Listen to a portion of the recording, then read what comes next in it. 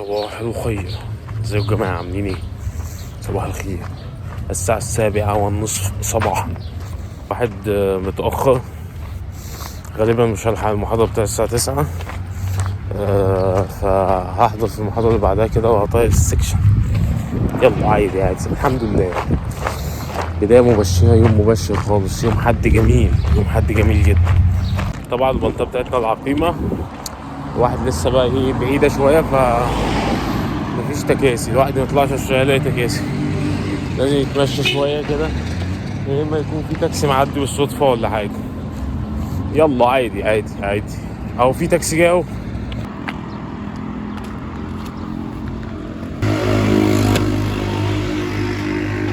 عصيتك ربي فأمهلتني وتسترني رغم أني عنيد، لأنك ربي غفور ودود رحيم بكل الورى والعبيد.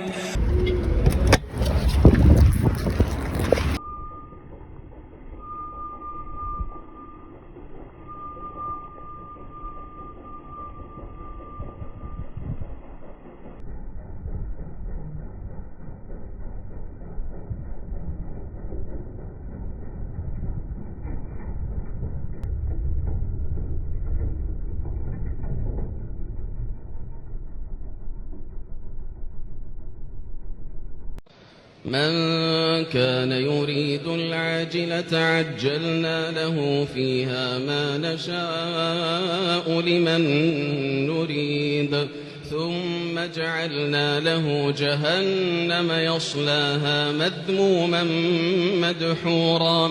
ومن أراد الآخرة وسعى لها سعيها وهو مؤمن فأولئك كان سعيهم مشكورا. وصلت الحمد لله. هروح بقى احط الشنطة في السكن بسرعة كده، وبعد كده ايه نشرب واحدة قهوة ونطير بقى على المحاضرة ان شاء الله.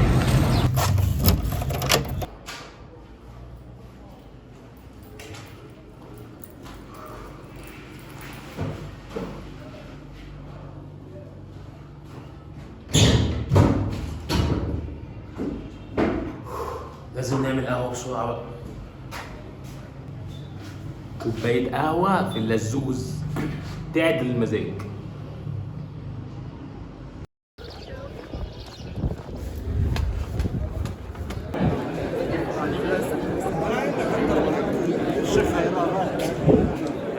اعمل ايداع يعني لسه بيدور عليك. طب ايه تعدل؟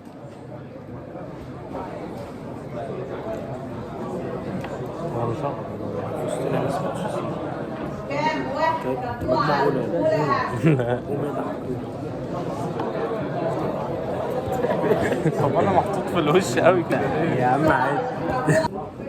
ليميت هو قيمة واحدة فقط، بدل الليميت اتغير كل ما عوض بالفاي بين قيمة جديدة عوض بالفاي بين قيمة ثانية يبقى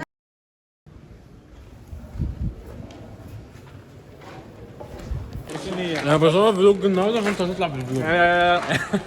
هنزلها براحتك يا باشا. كله بتاعك. دافع 20 جنيه. المتخاذل غائب من مجلس الحديث. لا يا حمو. ما انت شباب. كله يا باشا.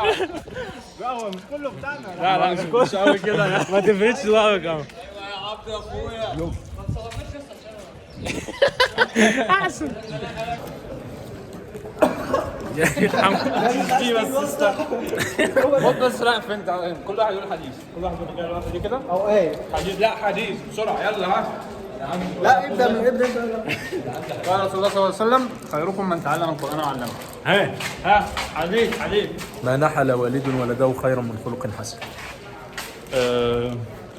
ما ذئبان جائعان أرسلا في غنم بأفسد لها من حرص المرء على المال والشرف لدينه. الله.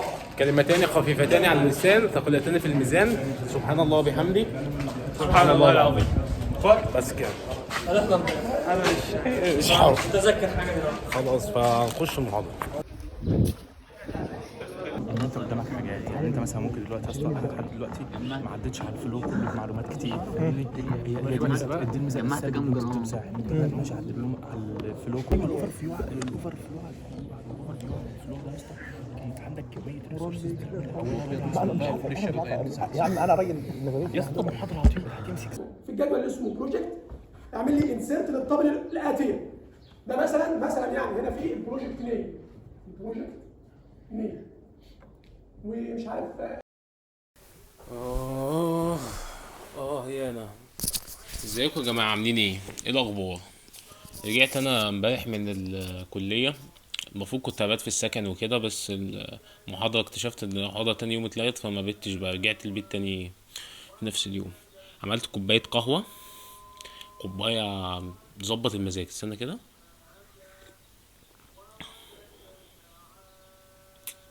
ايه الروقان ده؟ حرفيا بتبقى الواحد متعكنن ومصدع وقرفان. كوبايه شفطه كمان. الله.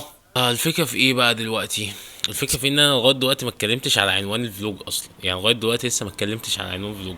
وهو لو انت مضغوط تعمل ايه؟ اصل انا بجد انا حاسس الفتره دي ان الواحد مضغوط من كل ناحيه. ففي بقى في ضغوطات بتبقى واقعه على الواحد، هو ما بقاش ليه دخل فيها، يعني سواء بقى ضغط عندك في البيت او ابتلاء او ايا يكن الحاجه اللي انت فعلا، بس انت فعلا ما فيش حاجه في ايدك تعملها تشيل الضغط ده.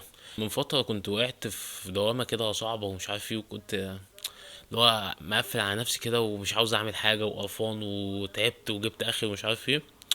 والحوار ده كان بدأ يزيد بقى، حوار فيه ضغط كده، ضغط عليا وانا مش عارف اغيره وكده، مفيش حاجه في ايدي ان انا اصلحها وكده. فاكتر حاجه فادتني في الوقت ده ان انا كنت بهرب من الضغط ده. انا حرفيا دماغي بيحصل فيها امبليفيكيشن، عارف الامبليفاير يتدخل له اشاره يكبرها بتاع، انا مخي كده بقى، انا للاسف مخي كده. فاكتر حاجه ساعدتني ان انا اخلص من الحوار ده ان انا هربت منه. فهربت منه ازاي؟ عن طريق ان انا دخلت في حاجه، انا ركنت كل حاجه على جنب كده وقلت انت دلوقتي مضغوط وحاسس ان انت مش قادر تعمل حاجه مفيده، او حاسس ان انت مش مقبل على اي حاجه، مش قادر اتقبل كلام، مش قادر اتقبل نصايح، مش قادر مش عارف ايه، مش قادر خالص. فقمت جاي واخد الضغط ده، قمت جاي رميه كده في حته على جنب كده، قلت له اقعد على جنب انت شويه كده. وبعد كده دخلت انغمست في حاجه، اصل كده كده هو واقع عليك مش هتعرف تغيره. يعني لو قعدت تفكر بالعقل والمنطق كده، انت كده كده مش هتعرف تغير الحوار ده.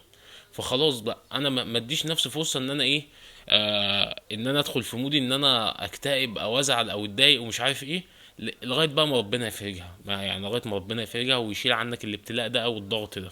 من اكتر الحاجات اللي ساعدتني في حوار الضغط ده، وهي حته تقبل ان انا مضغوط دلوقتي وتعبان. انا ما بنجزش حاجه ومتضايق ان انا ما بنجزش حاجه، يعني انا على ضغط ان انا ما بنجزش حاجه وعليها حاجات كتير مش عارف اخلصها. لا، الواحد بقى مضغوط يعني، فانا ما بعملش الحاجات دي في اليوم، فبقيت مضغوط ان انا مضغوط يعني. فهي اكتر حاجه حاسس ان هي بتخرجني من المود دي، ان انا اتقبل دلوقتي ان انا حاليا مش احسن حاجه، انا حاليا انا مش تمام ومش كويس، واتقبل ده. من اكتر الحاجات اللي حسيتها يعني ماشيه مع كلام التقبل، ان انت تتقبل نفسه، حديث الرسول صلى الله عليه وسلم: لا يحقرن احدكم نفسه. يعني ما حدش يحقر نفسه. يعني ازاي تحقر نفسك؟ اي تحملها من البلاء ما لا تطيق. يعني انت بتحمل نفسك يعني ما لا تطيق. مش كفايه ان انت مضغوط وعليك ضغوطات وعليك حاجات ومضغوط في كل حاجه، لا انت تيجي بعد في الاخر ده كله بقى، تيجي اخر اليوم تقعد تجلد في نفسك، تمسك ذاتك تقعد تجلدها. انت ليه ما عمل، انت تقعد تحاسبها بقى كده جيم، انت ليه ما عملتش مش عارف ايه، انت ليه ما عملتش مش عارف ايه. تمسك نفسك تقعد كده ايه، تجلدها، بس حرفيا عمال تنتقد نفسك وتطلع كل السلبيات اللي عندك. ما فكرتش في مره ان انت يعني تقول ايه، اول حاجه تحمد ربنا مثلا في يوم مثلا انت حاطط تاسكات مثلا او مش عارف ايه 10 تاسكات خلصت من 4، ما فكرتش في مره ان انت تحمد ربنا ان هو وفقك ان انت عملت الاربعه دول؟ لا، تقعد تجلد في نفسك، وان انت تبص على النص الكوبايه الفاضي وما تبصش على اللي انت انجزت. تقعد تجلد في نفسك ان انت ازاي يا ابني، ما انت حيوان، انت ازاي ما خلصتش اللي عليك، وهكذا بقى. فبجد من المفهوم ده لما بيدخل الواحد بحس ان هو بيشيل من عليك حمل كبير. من الحاجات برضو اللي الواحد استوعبها، لما استوعبها حس ان هو يعني بتديله طاقة ان يكمل، وهي الآية بتاع لا يكلف الله نفسا الا وسعها. دايما حد صاحبي كان يقول معنى ان ربنا حطك في الموقف ده، في الابتلاء ده، وفي الضغوطات دي، فانت قدها. ربنا عمره مش هيبتليك بحاجه انت ما تقدرش تستحملها. لما بتستوعب المفهوم ده، ان انت معنى ان انت اتحطيت في الضغط ده ان انت قادر ان انت تتخطاه، قادر ان انت تعمل الحاجات دي، الموضوع اول حاجه هيشجعك، تاني حاجه هيخليك قادر على التحمل. من الحوارات اللي حسيتها فرقت معايا، كنت قاعد مع ناس صحابي، فالمهم كانوا بيقرأوا حديث وكده في باب الصبر. بجد ده انا حسيت انا متخاذل وكده، بس بجد لما حضرت الاحاديث في باب الصبر عظيمه جدا بجد. من الحديث اللي عجبتني الحديث بتاع انما النصر مع الصبر والفرج مع الكرب وان مع العسر يسرا. يبقى انما النصر مع الصبر والفرج مع الكرب وان مع العسر يسرا. الواحد لما بيقول لنفسه ان دي فتره وهتعدي، دي مرحله هتعدي وهيحصل فرج قريب، بيقولك فمن صبر فاز، فمن صبر فاز ومن سخط فاته الاجر وثبت عليه الوزر ويسر عليه القدر. يعني كده كده اصلا انت كده كده الضغوطات دي هتحصل لك او الابتلاء ده هيحصل لك ومش عارف ايه، بس طريقه تعاملك مع البلاء ده او مع الضغوطات دي او مع اي حاجه هي اللي بتفرق بقى. من الحاجات برضو اللي حسيت ان هي بتفرق مع الواحد ان انا اخرج اللي في دماغي، سواء بقى ان انا اتكلم مع حد، اطلعه على ورق او اي حاجه، ان انا اخرج اللي في دماغي. بجد الواحد مثلا بالنسبه لحوار الدراسه، او لو انت بقى بتذاكر حاجه مع نفسك او في الدراسه او مش عارف ايه او بتطور ذاتك او كده، بجد لما الواحد يكون مضغوط جدا ويقوم جاي ماسك كل حاجه ومطلع كل حاجه على ورق، او انه يتكلم مع حد وينظم الدنيا ويبدا يقسم الحاجه لتاسكات صغيره يقدر يعملها، بجد الموضوع مريح. لا يعني انا ما كنتش متخيل انه مريح كده، بس هو مريح جدا ان انت تطلع اللي في دماغك. انما طول ما انت حابس الضغط ده في دماغك والكلام في دماغك ومش عارف ايه، مفيش حاجه هتفضل مضغوط. انما الموضوع التاني مريح جدا الصراحه يا جماعه. ما قدامكش حل ان انت تتعامل مع الضغط ده ومش عارف ايه بطريقه صح، هتهون عليك الموضوع شويه. انما كده كده انت مضغوط يا معلم، وهتطلع من المشكله دي تخش في اللي بعدها. واصلا ممكن نموت بكره، تفاؤل للصبح. بس كده يا جماعه، بتكون استفدتوا بس كده يا جماعه، سلام.